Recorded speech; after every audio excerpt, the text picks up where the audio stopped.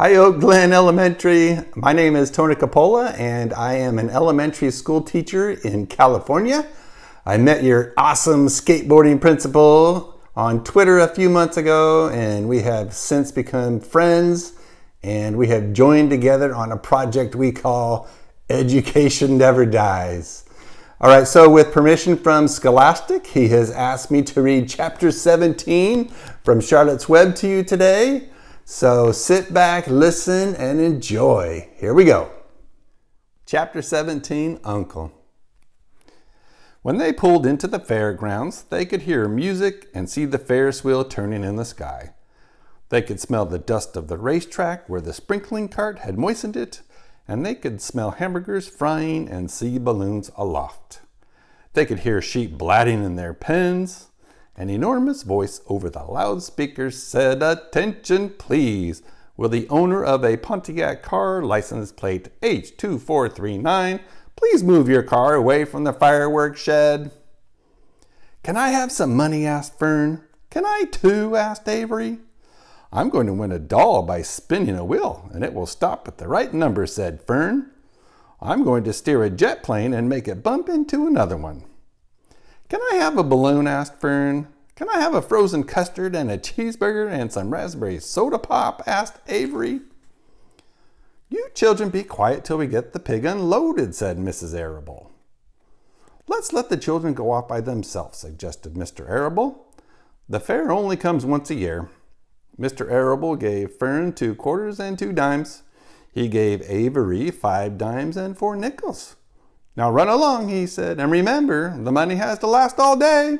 Don't spend it all at the first few minutes. And be back here at the truck at noontime so we can all have lunch together.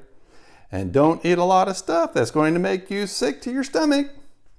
And if you go in those swings," said Mrs. Arable, "you hang on tight. You hang on very tight. Hear me?" "And don't get lost," said Mrs. Zuckerman. "And don't get dirty. Don't get overheated," said their mother. "Watch out for pickpockets," cautioned their father.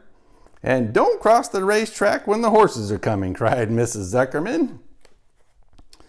The children grabbed each other by the hand and danced off in the direction of the merry-go-round toward the wonderful music and the wonderful adventure and the wonderful excitement into the wonderful midway where there would be no parents to guard them and guide them, and where they could be happy and free and do as they pleased.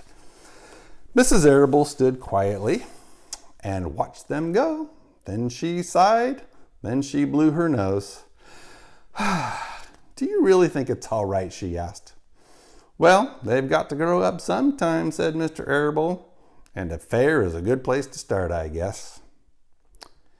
While Wilbur was being unloaded and taken out of his crate and into his new pig pen, crowds gathered to watch. They stared at the sign, "Zuckerman's Famous Pig." Wilbur stared back and tried to look extra good. He was pleased with his new home. The pen was grassy, and it was shaded from the sun by the shed roof. Charlotte, watching her chance, scrambled out of the crate and climbed a post to the underside of the roof. Nobody noticed her. Templeton, not wishing to come out in broad daylight, stayed quietly under the straw at the bottom of the crate. Mr. Zuckerman poured some skim milk into Wilbur's trough, pitched clean straw into his pen, and then he and Mrs. Zuckerman and the Arables walked away toward the cattle barn to look at purebred cows and to see the sights. Mr. Zuckerman particularly wanted to look at tractors. Mrs. Zuckerman wanted to see a deep freeze. Lurvy wandered off by himself, hoping to meet friends and have some fun on the midway. As soon as the people were gone, Charlotte spoke to Wilbur. "It's a good thing you can't see what I see," she said. "What do you see?" asked Wilbur. "There's a pig in the next pen, and he's enormous. I'm afraid he's much bigger than you are." "Maybe he's older than I am and has had more time to grow," suggested Wilbur. Tears began to come to his eyes. "I'll drop down and have a closer look," Charlotte said. Then she crawled along a beam till she was directly over the next pen. She let herself down on a dragline until she hung in the air just in front of the big pig's snout. "May I have your name?" she asked politely. The pig stared at her. "No name," he said in a big, hearty voice. "Just call me Uncle." "Very well, Uncle," replied Charlotte. "What is the date of your birth, and are you a spring pig?" "Sure, I'm a spring pig," replied Uncle. "What did you think I was, a spring chicken? Ha ha! That's a good one, eh, sister?" "Mildly funny," said Charlotte. "I've heard funnier ones, though. Glad to have met you, and now I must be going."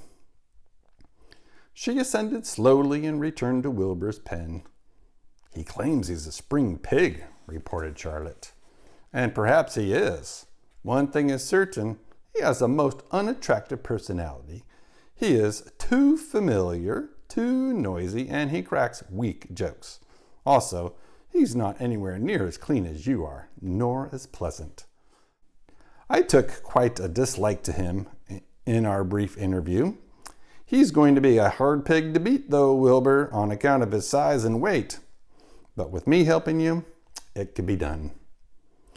"When are you going to spin a web?" asked Wilbur.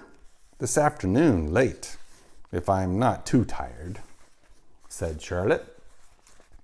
"The least things tire me these days. I don't seem to have the energy I once had.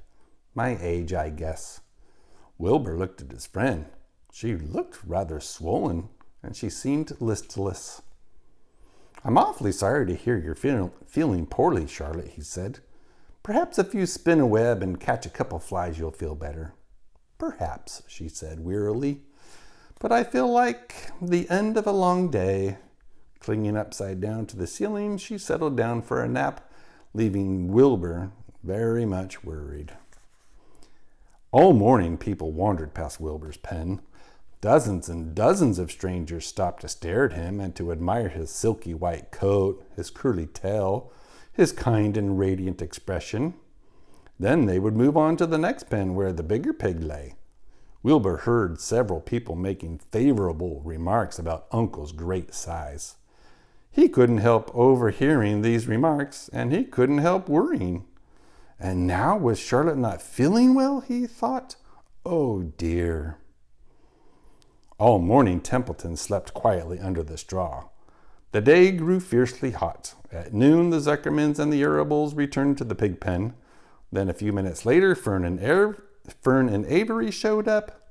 Fern had a monkey doll in her arms and was eating Cracker Jack. Avery had a balloon tied to his ear and was chewing a candied apple. The children were hot and dirty. "Isn't it hot?" said Mrs. Zuckerman. "It's terribly hot," said Mrs. Arable, fanning herself with an advertisement of a deep freeze. One by one, they climbed into the truck and opened lunch boxes. The sun beat down on everything. Nobody seemed hungry. "When are the judges going to decide about Wilbur?" asked Mrs. Zuckerman. "Not till tomorrow," said Mr. Zuckerman. Lurvy appeared, carrying an Indian blanket that he had won. "That's just what we need," said Avery. "A blanket." "Of course it is," replied Lurvy, and he spread the blanket across the sideboards of the truck so that it was a little tent. The children sat in the shade under the blanket and felt better. After lunch, they stretched out and fell asleep. All right, Oak Glen Grizzlies, I hope you enjoyed Chapter 17, Uncle. Take care, everybody.